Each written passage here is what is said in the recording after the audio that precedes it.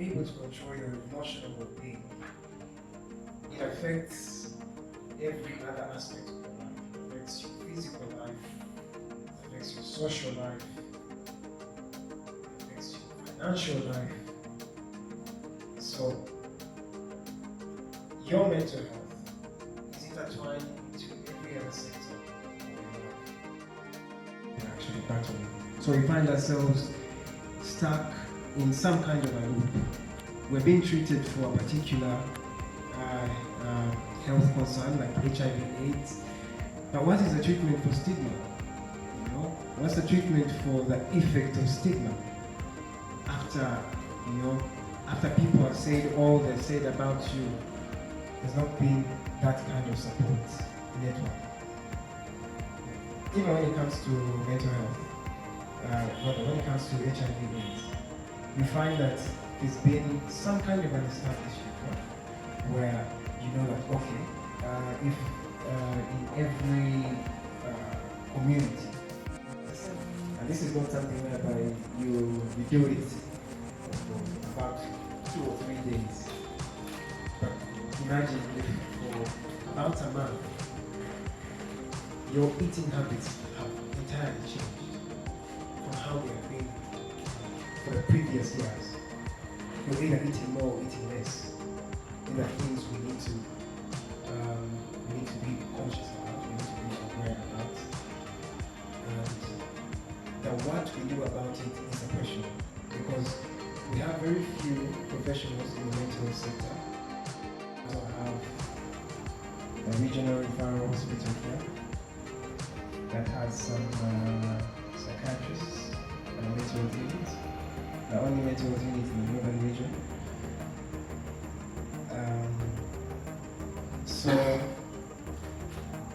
But some people don't know that. Some people don't know that actually there's a mental health unit at the regional referral hospital where we can have psychiatrists who can screen you, or they can literally help you understand what you're going through.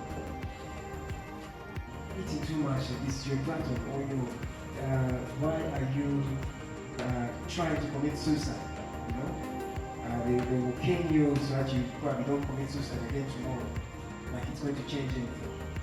It's only going to make it even worse. It's going to look the right opportunity for you to actually die faster, not everybody seeing you. So the community, us, we have chosen the ways that we deal with people who are battling mental challenges. Other people can organize like a lighting like this, like how ACTA events have done. And like the Innovation Village Gulu, they have the brains to create a space like this, organize it in terms of not just the setting, but also have the right mindset to work with people, to be open to welcome ideas that support the community. So we all have a different kind of powers. Some of us might be dancers, call ourselves dance gods. The thing is, you have your power. What are you doing with your power? Are you using it for your selfish gain? Are you using it so that you can get a little money for yourself? Or are you using that power to make a difference in this world? Does your life feel like you're phasing out and coming back up is impossible? The people that could have helped, they never seem to care. The people that could have helped, they only love themselves. It's possible to make a call, to make another rise up or fall. If you could touch the stars in the sky, would you go on and bring some light? If you had wings and you could fly, would you fight for what is right?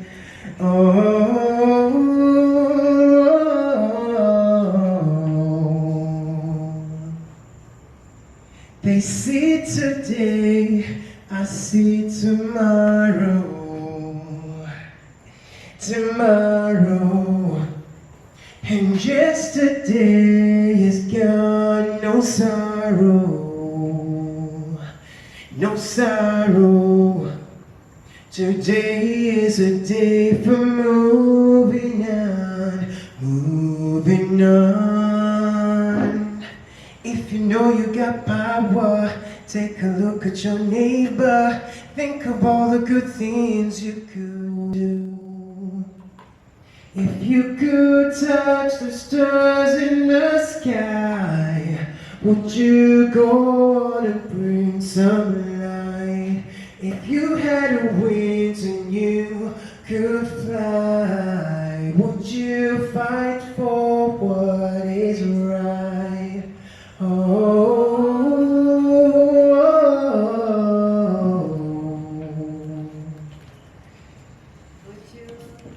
Yep. If you could, and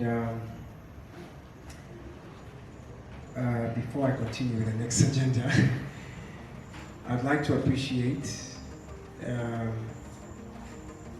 partners that have made this event come to life.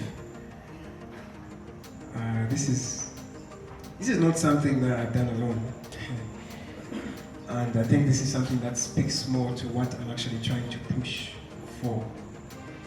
That most of these things are better done together if all have made sure that they have sacrificed their time, their resources to try and just have this event be as it is right now. And I'd like to invite Simon, manager for Innovation Village, to just give us a word. Simon, welcome. Beautiful evening. I was just telling Anne how beautiful it is to have the very simple makeup, but it looks colorful. And having you all here, wonderful people in this community, committed to changing this community, and that's why you spared 1 or 2 hours to come and sit here. I will not say much because I would like to learn more, but I rise on behalf of the Innovation Village first to welcome you to this place. Regional manager, that's what is on my title, but for the sake of our community, just call me Simon so that we can serve together. If you attach my title to myself, you will always bypass me and look for other people and say, let him be, let him be.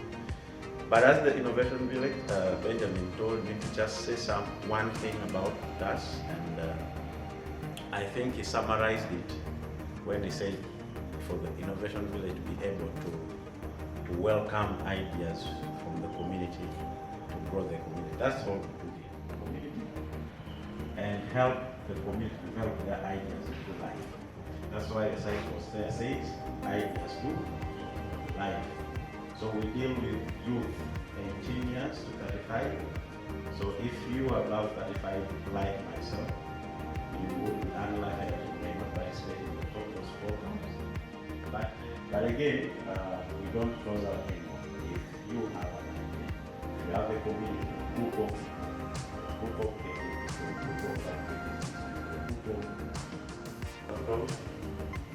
business foundation courses, which start with attitude and mindset change. That's why when Benjamin approached Anna, I'd like to say that he used your name to try to accept. He told me, so he can't get that program. So we cheated, but we do. So we start from there, attitude and mindset change, take it to the entire business foundation course, which literally people were planning schools and so on. But because of the faulty system that we are in, they did the theory and so on. So for us to take it to the other angle of practicality. So after that, we do networking, we do mentorships, we do market information, where we also do linkages to markets, both physical markets and online markets, platforms where they can showcase what they're doing. We do info sessions, just like giving information, URA info sessions, tax info sessions, registration info sessions, quality awareness, all those things happen around the Innovation Village. And we do not select, it is everybody, poultry farmer, an agri person, the creatives like my two sisters who just arrived and about seeing, the filmmakers like Ojog here, all these are part of the team that you pass here around at any time, you might see one of them. So everybody, and we're operating in the whole Uganda, but in the north but with expansions to other places. Lastly, what it has invited us here for today is very important. Even us who manage this organization go through this, we have this mental challenge, mental health challenge. But the problem is, even me until today, I thought mental health, when we said mental health, I thought actually I expected that the people coming and people were the crazy guys. So only the Gambian and the normal guys. So it means we go through this, except there are those who go through the one that confuses them and makes them lose their But because you have pressure at home, you have pressure from the husband, you have pressure at work, you have pressure from the city, you have pressure. I wake up at between 1 to 2 hours awake, and yet I went to bed at around 10. Now when I wake up at 1, I don't sleep until 3. The last 4 days I've been monitoring myself, yet I am sick. All those who have shared with me, they'll decide on can sleep as soon as it enters the house until the following morning. Neighbors, they break into neighbors' homes, I don't hear. They wake me up in the morning saying, did you hear what happened? Somebody broke into the home. But these last 4 days, so let's be careful, let's come here, let's dialogue, let's go and help the people. Thank you very much. What Simon didn't mention also is that as an Innovation Village, they are offering working space for creatives or people like you and me who are looking for an office space to actually work. So yeah, if you're interested in something like that and you want to have a space for you and your team to, just, you can imagine if they can set up such tables like this outside, imagine what the actual office space is looking at. And yeah, so it comes with a full package. Simon will tell you everything about it once you actually get to talk to him. So, I would like to also invite Anne back to Uganda. Maybe before she comes, Backup Uganda is supporting persons with disabilities. And she will explain more. But to me, I felt a connection to that with mental challenges, and that's why the partnership was much more easier. They are segregated, they are treated like they are not human. They are, when it comes to being selected for anything, they assume that they cannot work, that they cannot study, or they cannot learn like anybody else. So because of those kind of things, the same fight that they're fighting is our fight. You're welcome. Hey everybody, thank you so much for the event. Thank you, Simon. Elsie, I think you have now learned from Benjamin what responsibility you have in relation to mental health. We have high expectations. Thank you so much for coming, everybody. My name is Anne. My full name is Annemaike Kruiselbrink, so you can imagine why I chose a short version to be used, but feel free to use any. As Benjamin said, I work at Backup Uganda. I'm one of the founders and also the country director at the moment. When Simon says Anne gives me some money, don't think I have deep pockets. We just rent an office space up here, so it's the organization, not me. In the area of what we call disability inclusion, and for us it's a bit specific, we focus much on education. So inclusive education is our field of work. And when I talk about inclusive education, in our case, we specifically focus on children who have difficulties and disabilities in learning. So we know that disability is a very wide concept. There are physical disabilities, you can have issues with your sight, including myself, or with your hearing or anything else, but there are also particular difficulties or disabilities in the learning process. I think most of us know about this, even if we don't know the specific terms. We know of children who are what we call slow learners, or those who struggle with reading or writing or numeracy, mathematics. Of course, that grows with you when you become an adult, so who knows, maybe you're hearing me say something that you recognize in yourself. But yeah, what Benjamin said is true. There is a strong connection with mental health in the first place because people who deal with difficulties and disabilities in learning or even generally often end up with mental health challenges as well, and a lot of that has to do with state they're not motivated, or they actually struggle with something that they might be born with, or maybe they acquired it later in their life. And then even mental health challenges directly can impact learning aspects. So even in our work, we work a lot with primary schools and with teachers' colleges. We also emphasize that don't forget about the impact of mental health and learning. If you feel scared or if you feel unhappy or insecure, that does a lot with your learning capacity. And even I think most of us, any of us who have ever experienced that, know what it does to your ability to work, your ability to focus and really get things done. So that connection is quite strong. From another perspective, again, I'm personally very happy to be here because I also feel like mental health in the workplace is extra important, and I know probably we'll be talking more about that in the future. But we have a wonderful team at Backup Uganda. I have one of my colleagues sitting here, Ambrose.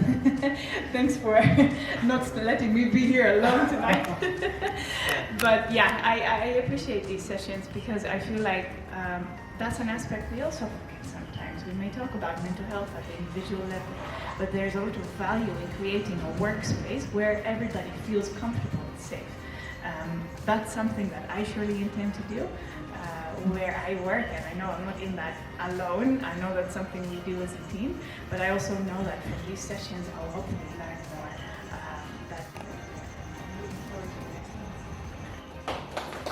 Thank you very much, Anne. Yeah, mental health is very important in workspaces, and if you're out there and maybe you're part of a workspace, you're heading a workspace, you're not heading a workspace, you're part of a workspace, many times we are focused on trying to get people to achieve goals or certain milestones. You know? So because of particular timings and timelines, we try to rush certain processes. People who have hardly any time to rest because of work eventually have a reduced productivity rate. So the more you force people to do something in your time, the more you force people to do something even beyond what they can do, it's only going to make you lose in the end, because you're not going to achieve the targets that you want. Could mean that they might want more in certain times, like later on. Some people might want more in the night, some people might want more in the morning, and that's the time when you actually want it. And they might want more than anybody else. So, most times, managers or supervisors have this stress. You're going to come to work and you're not going to look at your colleague because you know yesterday they rudely talked to you about something that maybe was right, but then they never got it out in the right way. But then you don't have any way of telling them this because it's work. You know, don't bring feelings or emotions into that. Many times we are focused on trying to get people to achieve goals or certain milestones. You know? So because of particular timings and timelines, we try to rush certain processes. people who have hardly any time to rest because of work eventually have a reduced productivity rate. So, the more you force people to do something in your time, the more you force people to do something even beyond what they can do, it's only going to make you lose in the end, because you're not going to achieve the targets that you want. Could mean that they might work more in certain times, like later on. Some people might work more in the night, or some people might work more in the morning, and that's the time when they're actually more productive. And they might work more than anybody else. You know? So, most times as managers or as supervisors, you have this stress. You're going to come to work and you're not going to look at your colleague because you know yesterday they rudely talked to you about something that maybe was right, but then they never put it out in the right way. But then you don't have any way of telling them this because it's work. You know, don't bring feelings or emotions into your employees, your staff. Just have time to bond besides work. It could be a party, and this could not be something that is just strictly like an expense of company, organization, and it could be something that where each one or everyone contributes. You know, 5K, this moment when I will come to you and probably tell you, no, I didn't like what you did last time, and I think you probably did it in the wrong way. But then sometimes people are not bold enough to say these things. So sometimes, as a supervisor, you must, but you need to take the initiative to try and intervene in some of these cases. So that's an advice for everyone. I'd like to believe that all of us at some point will have a community or a group of people. It doesn't matter whether it's 2 or 3 or yourself while you're working together. Just be mindful about anyone's mental. And it's not just about the supervisors and the managers and whoever. It's also about you as people on the same level working together. How do you treat yourselves? You know? It doesn't matter whether I come from Kampala and you come from Gulu and somebody comes from Lira and another comes from wherever. It doesn't matter how somebody speaks or their accent or certain lines. And sometimes they will recite these lines even when they are walking. We as musicians also, at some moments I will sing. You'll find me on the road singing. Or either singing a new composition or just singing a song I love. Or just talking to myself. You know, even when you write down anything in the paper and you've crammed it for a couple of weeks, sometimes you feel like it's not enough. You feel like you need to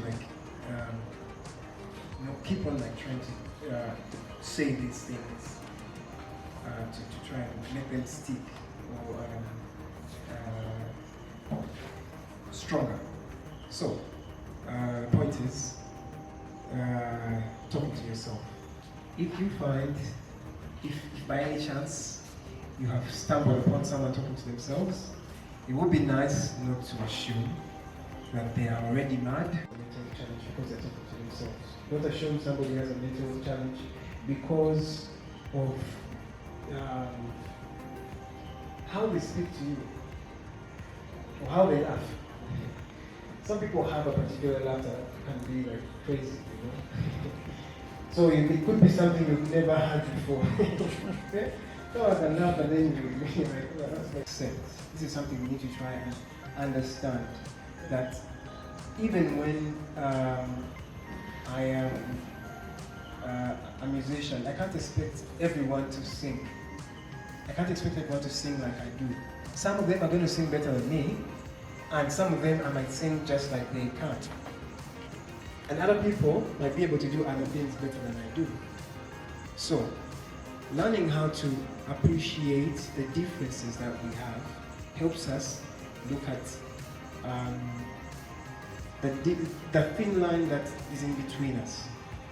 If it wasn't because of that, I, Benjamin Spartus, as a musician, we wouldn't have dreamed of partnering with the Innovation Village Gulu or with Backup Uganda or Takataka Plastics, because we are all doing different things.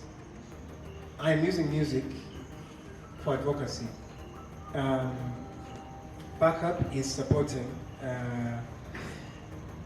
people, persons with disabilities.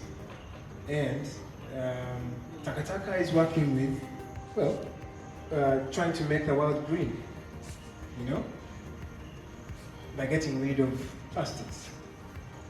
And the Innovation Village is trying to use creativity and innovation to try and empower creatives in the community. So, yeah, maybe you would say, okay, I would have connected with the Innovation Village, but then, yeah, but you see, waiter or waitress is acting up, or the food is just done, or the food that you actually want is done. And there's a way that just affects you as a person, about how his times for sleep have changed for the past 4 days. Sometimes it's just good to analyze or understand what has been happening between the 4 days, giving a radius of multiplying that by 2. So if it is 2 to 4 days, giving about, I'm not saying that that's the case. What I'm trying to say is there is a factor that has changed the pattern, and it could be because maybe there is more work in this particular time, or you find yourself doing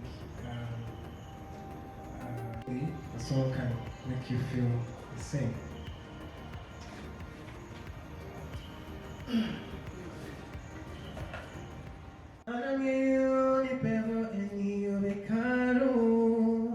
Don't cry, it will be alright.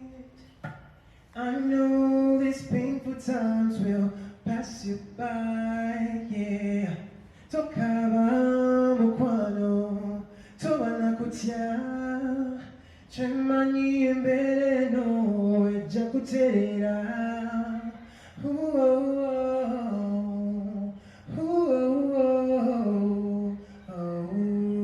Don't cry. Negativity is all around us, but we can fight it with a smile. I know you're more than your troubles. Wipe all your tears, no more crying.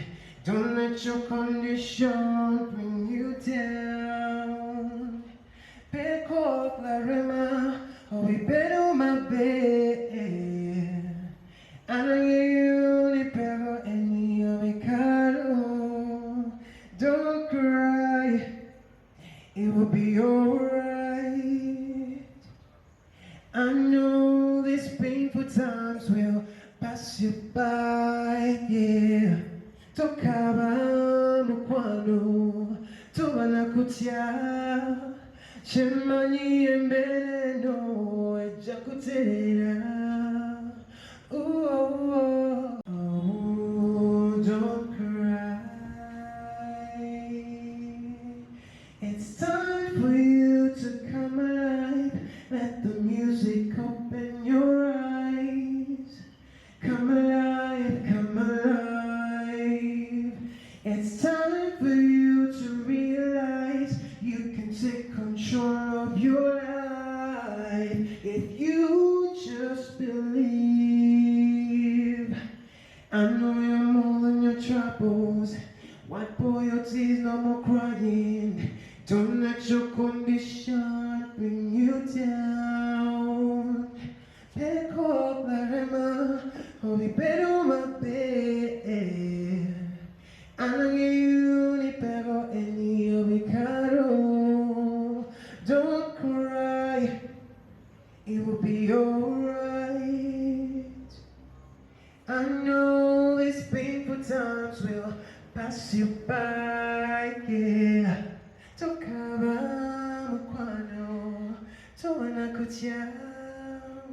Chimani embere no echakutera.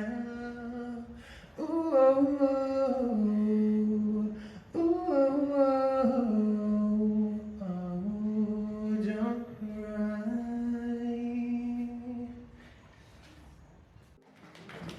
And that's Don't Cry. Yeah,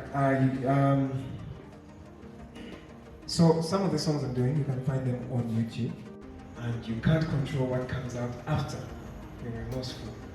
You might end up in a situation that is worse. So, which is why we need to try as much as we can to establish connections with the people that are closest to us. Sometimes it could be our family members, our sister, our brother, our mother, our father. You need someone else to step in. And that's why in the beginning I was saying people who are battling mental health challenges cannot do this on their own. Because at the point they have reached, their mind and their body and everything that they are is not in sync because of something, out of the blue. And yet, someone will be like, how would you be so get like that because of an interview? Yeah, you get nervous, but you deal with it and you move on. So, some of these kind of things, like some of the fear for some of the things, like somebody may have the fear for, I don't know, for a particular kind of food, or a particular kind of condition, weather condition. We all fear some things. I'm also afraid of bats. But it's not something that makes me come out of control of who I am. I will, of course, unlike maybe somebody who's not afraid of the bug, I might first take a step back, but then eventually I will get a broom or something and maybe either kill it or, sweep it away. So, if I don't want to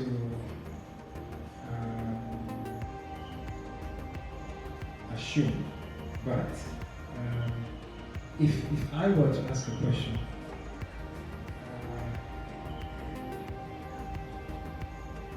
before now or before today, how many of you knew what mental health is? For show of hands. How many of you knew what mental health is? No.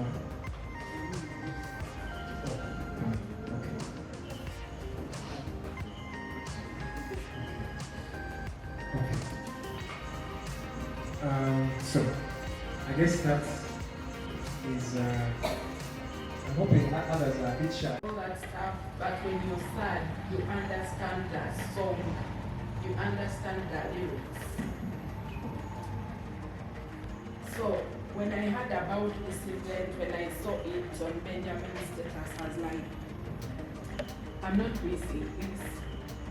I had to be here. I learned a lot.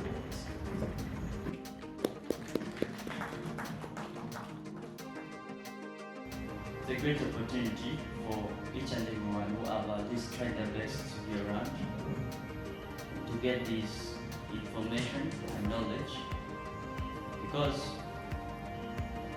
things to do with mental health is really something that's very, very sensitive. Majority of people out there are battling a lot of mental health issues. Encourage other members here, at least who have tried to be around. Please, tell a friend, I know a lot of friends of mine who really need to at least come and come and attend and get this knowledge. Maybe after getting information from here, you'll be able to at least overcome the challenges that you're going through. Every normal human being at least has something challenges that you face in each and every day. A group of people like this, at least you can express yourself, you can get to know more that, oh, I'm not alone in this situation. Maybe you learn from their experiences, maybe you get the knowledge from them. So I would really encourage even Spartans and maybe the team behind him to be proud, because if you create a message to people, they will be able to cope up. Thank you.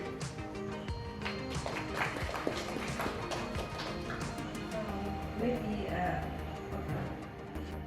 maybe mental health.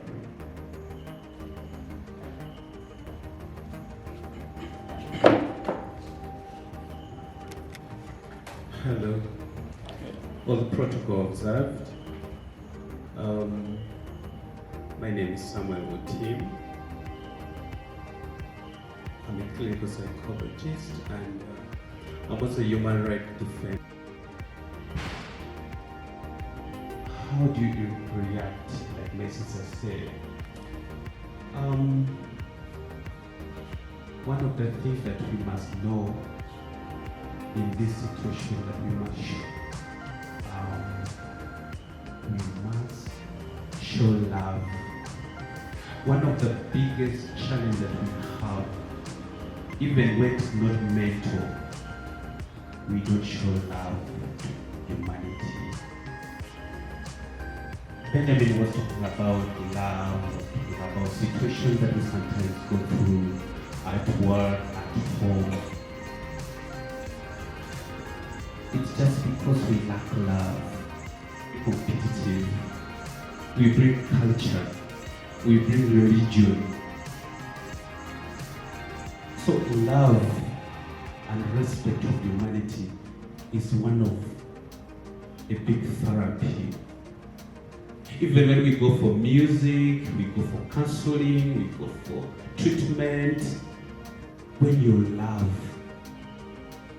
Some 2 years ago when we've been going with Benjamin to hospital, these people, they tell you, we don't have people asking questions. Just in the hospital here. So love is one of the passions that all of us should endeavor. That is very important. If we go reflect back to our families, like my sister says, the situation that she's going through, she needs somebody to love her. She's very smart, very beautiful woman, but she needs a caretaker, and that caretaker must love. So this is a very good initiative, Benjamin, and your partners, and this is not the end, and we need to. One of the experiences that I want to share is that when we come for this session, Benjamin, you should give us time to express our experiences. Me. At work, people go to church to pray, but there's a lot of mental challenges in the church nowadays. Somebody will disagree, but one day you come to me and you say there's a lot of mental problems, mental challenges in the church. So it is collective responsibility for all of us. What can God? Let us stop stigma. God bless you. Let's invite more people here. It may not be you, it could be you. I think the definition that we got today, everyone is a candidate. I'm not sleeping for 2 hours and I can't explain, so I have to discover why.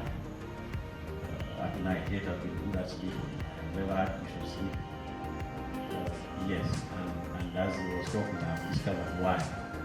Lately, I have a lot of responsibility on another platform. I'll tell you.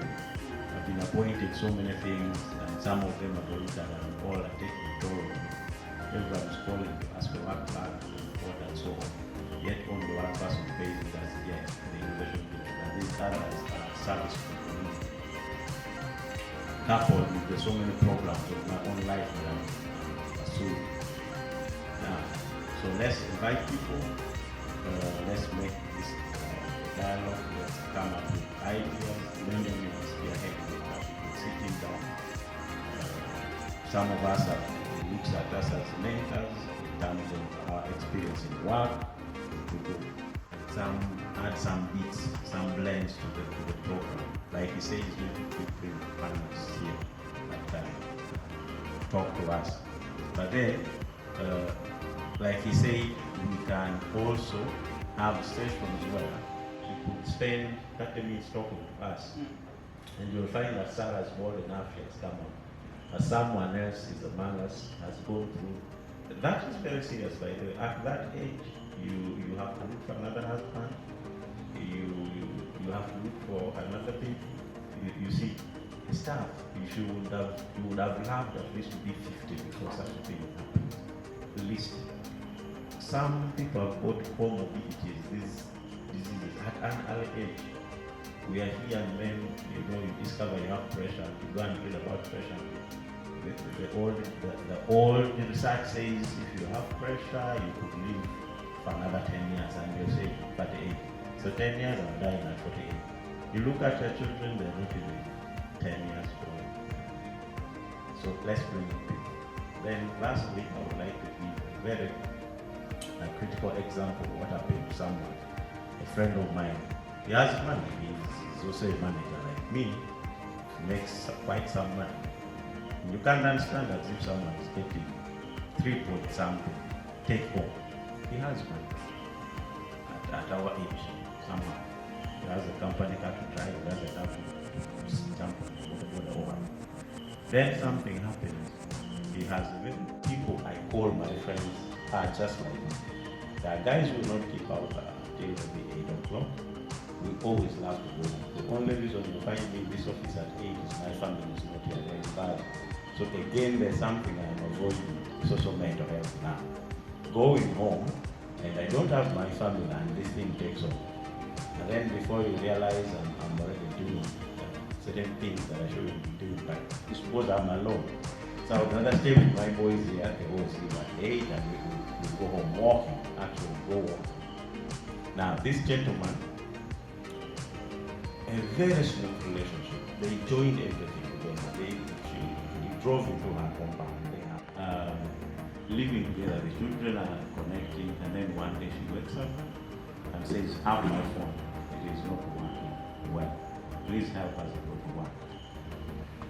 And they've been relating for 1.5 years now, and then the message comes. You see, these phones are funny these days. Even if you don't open, you can read. Like, I have a message. You can clearly see what this person is saying before opening. So he reads it, and she's, some guy is chatting with her and talking beyond what a normal friend would tell, something I can't tell back if we're just friends. So problems begin. He starts to try to talk to her, she's resistant, she's not time captures something. Now she's trying to pick clothes and then wash. That day the maid was sick, so he decides to wash clothes. Madam is at work. He doesn't work on Saturday. She has gone to work because of bank money. Perhaps other things that are also not supposed to be said in bank. Things that he doesn't use in her. So he asks for the as if he should use. So the family begins to crumble, the relationship, the marriage begins to crumble. And then the worst comes when she is unapologetic and says, "You know, I have 1,000 problems and you are one of them. Because you keep asking the things I don't want you to ask. So please back up and leave." I said, "But it's my house. When I came in, I paid money for this house." He said, "No, there's no proof that you paid for this house." He calls me, I was at work here in my office, and says, "Simon," because I was following, but this particular time he said, "I need a psychiatrist." So to answer what you're saying, when he asked me, he said, "I need a psychiatrist. Do you know any psychiatrist in Ghana that you can refer me to?" I said, "Can't it wait? Can't the finding of the psychiatrist wait?" He says, then he tells me one thing, and that was the breaking point. He says, "If I can't find a psychiatrist, then you have to be So sometimes, if you realize, ask them what they are thinking, not even what they want. Sometimes you get an answer from them. So when you say, if I can't find you, you have to be here. It was on the man. I didn't have plans to travel with my family in Bali. I had to rush everything up. I had to tell the team I'll not be with you on Friday because I like traveling on Friday. And then I spend my Saturday and Sunday, then I travel back on Monday. When I got there, he could only move from the house. To go down to try, he can't fight. He walks, goes the fears to walks. So I just put him one evening. I said, okay, we are walking. Since you like walking, we walk. I took him to all these nice places we've been going to, the nice people. We have a lot of friends in Bali. We almost grew up from Bali. After campus, that's where we went to work. So all these 7, 8, 10 years we've been there. So we know a lot of places. So in moving around, we would meet our friends, the ladies, the guys, and then we laugh, and then we move on. I went with him home. He was served his best. I shared it with him. I don't know whether it's good for someone who's acting like a counselor. Let someone else know someone's going through a problem and they try to help together. I would be also advice for me. But I've shared with my wife, and so she said, tell me this dish. That's what we have to make. So she made that, took him home in the evening. He had it. He went home and was fine. The following morning was a Sunday. He called me and said, I want to go to your church with you.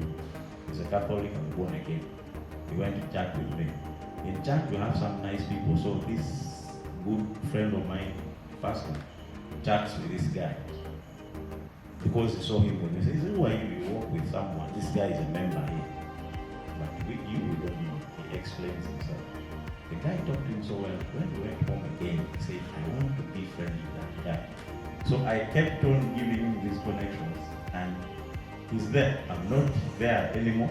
He's so happy, calls me, tells me the progress he's making with all those people that he has met again, and his life is getting back on track. And now, instead of pleading for her, he woke up one day and said, okay, we have to do it. To settle this in an amicable way. You don't want me? I think my mind has also told me that I now don't want you. So what we do, you release the things you're holding, my things that you're holding to me. Or you tell me if you don't want to release them and you stop there, but then you should let everyone go there. So please, sometimes the question, they'll tell you something they want, but you can talk about them, you can help them. That's what's it. Otherwise, right now we'll be somewhere in, we call it detention, for those, how to call that, like a confinement. Yeah. It's the right questions. And just to ask questions. I think he's just really re-echoed what I was saying. You'd be surprised at what you will actually find out from the closest person to you. You'd be surprised at who actually confides in you. And we just need to be more aware about these kind of things. And we would save quite a lot of people, even ourselves. So, yes, the plan for these discussions is not going to be a one-way, like mostly how it was. This was the first time, and a lot of things didn't happen the way they were supposed to.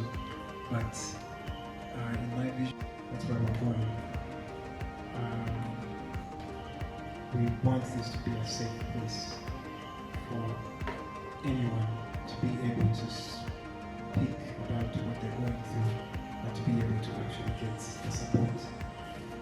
And acceptance doesn't mean that you just have to accept that you're going to be fine. Accept the fact that right now, it hurts. Right now, you're sad. Right now, because if you fight that, then you won't be able to get yourself out of it. Understanding what you're going through at the moment, accepting what you're going through at the moment, can help you know how to heal. And if music has been helping you like dance, please continue with it. But also of recovery. How do you feel when you listen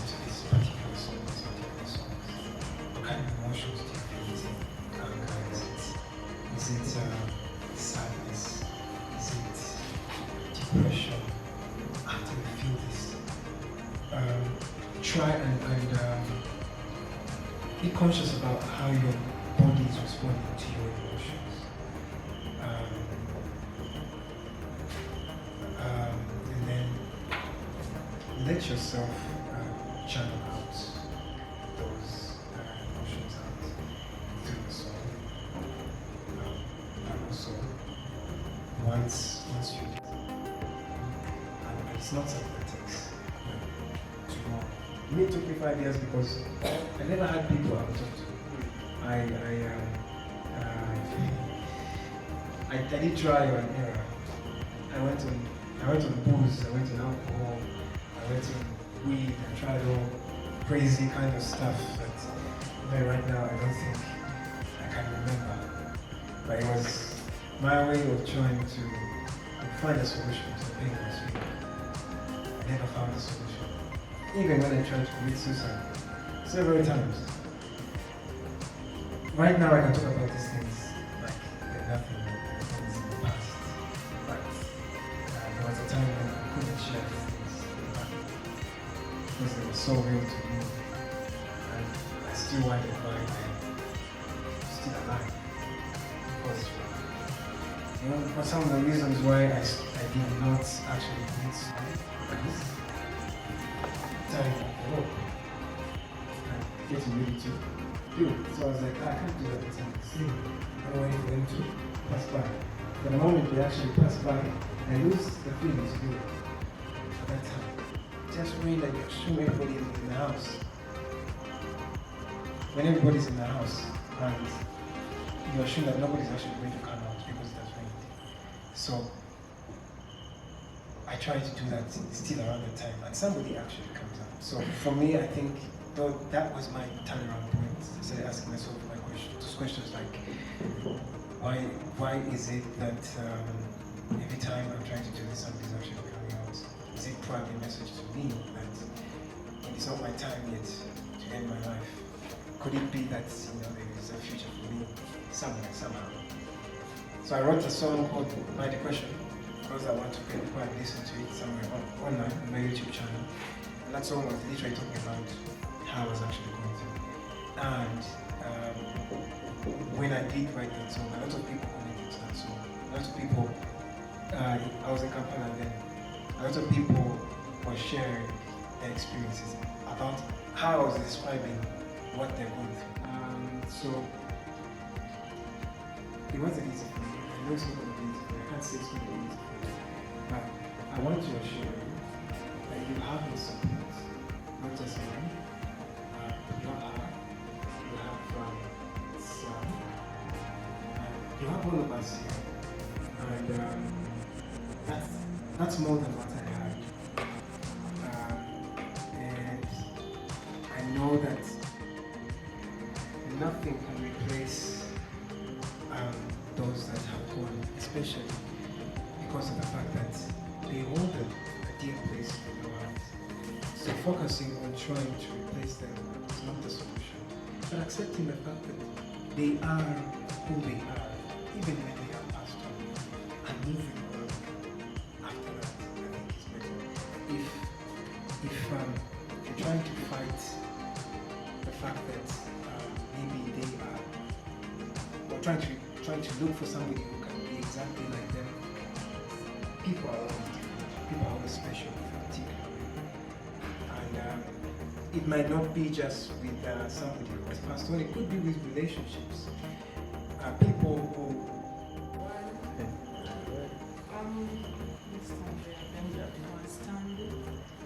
Well, one of the things that have really helped me to cope through all of this is I have a very huge passion for baking.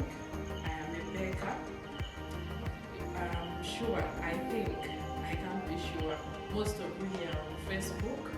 You can go to Facebook, I have a page called Rose. I'm called Sarah. My late mom was called Rose, so by the time she passed, I had not really given her anything, but she meant a lot to me, so I decided when I ever start something, I'll name it after her. So that's how I started. So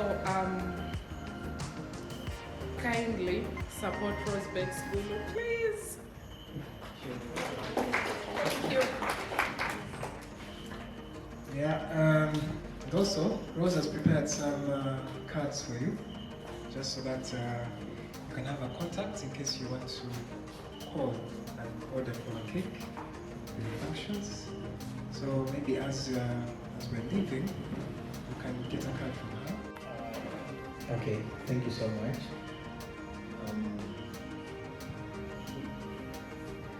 You know, I'm really so much delighted to be here. Often, sometimes when we do designs like this, we do the light-ups of the client or the partner, we often leave it and then we come later on to maybe just pick up the things or get calls if there is some problem. But when it came to the issue of mental health, me as a passion, like I decided I needed to be in this. There was some movie that I watched some good years back, and that movie stuck in me. It was a story about a kid. The kid would always draw some such thing when given an opportunity to draw, and the rest, like, he was already old enough, but the only thing he could actually remember was just drawing that. And the rest of the mates at about the same ages had already progressed. They learned well, but someone would say he was dull. But there was something which happened when he was still a kid, and that thing of a professional, the kid was there, and given that opportunity to make those drawings, the kid would always be getting like questions from this person with the support, like asking, like as the kid grew with the continuity, like this person would do the support person, and it reached a point when the problem it came that the kid got to realize that back then the mom was actually a prostitute, and it was like a gang situation where there was a table where people would be drinking, and then the mom had a room at the side. It was a round table, so men would be drinking there, and then they pick the mom, they go, they come back. Another person picks the mom, they go, they come back, and it would be put on the table. And that was something that actually struck me. Often it brings me to the question of, sometimes a lot of us don't know, like, what is the source of our problem. Yeah? Someone is an alcoholic. It reaches an extent where a person cannot control the intakes of the alcohol that you herself has. And those are some of the three things which I personally noticed that they are actually very much key. One is the source of the problem.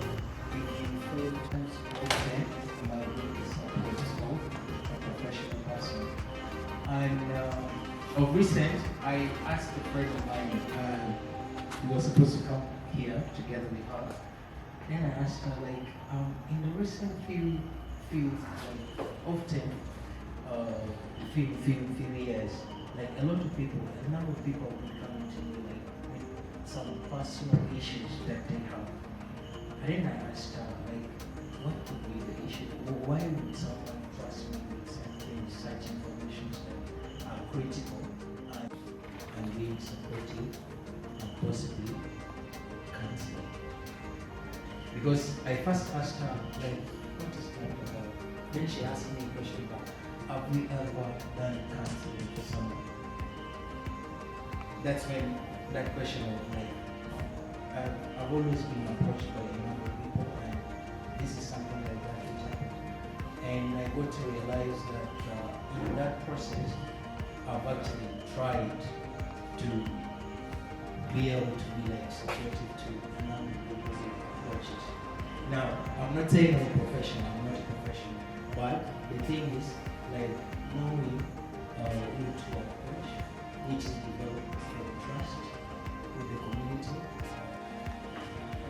much, Innocent and everybody else. Once again, I'd like to thank our partners for making this happen, and everybody who has come and been patient with us, even now when we're past time. So we've come to the end of this discussion. Help me just spread the word. If there's anybody you feel should be here for this discussion,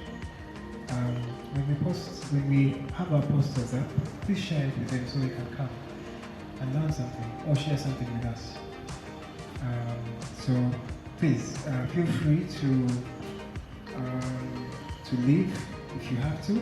If there's anything you want to maybe say,